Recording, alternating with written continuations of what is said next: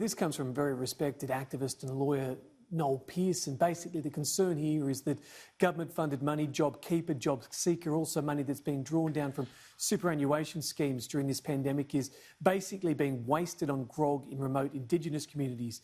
Indigenous communities that desperately need to be protected from alcohol abuse. It also comes off the back of a decision by the West Australian government to go with what's called a banned drinking register. There was hope from Indigenous groups there would be a widespread unilateral ban on some bottle shops, but that hasn't been allowed. I'll bring you up some graphics here and show you what he said to the Australian newspaper, and it's quite damning in many respects. He says, with the JobSeeker supplement and super withdrawals, the normal level of grog and gambling has gone through the roof.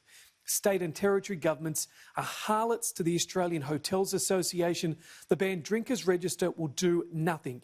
And this is the big one. It's a fig leaf for a craven unwillingness to stop people from profiteering from misery, violence and hunger. Peter?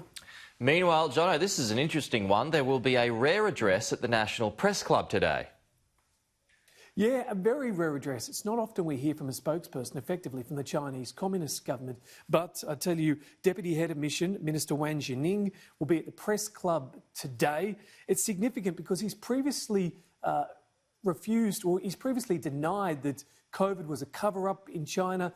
He's obviously also going to have to take questions on Australia's relationship with China at the moment. The Trade Minister, our Trade Minister, can't speak with their trade representatives. We've got our grog stuck on the docks over there, which can't get into the country, our wine.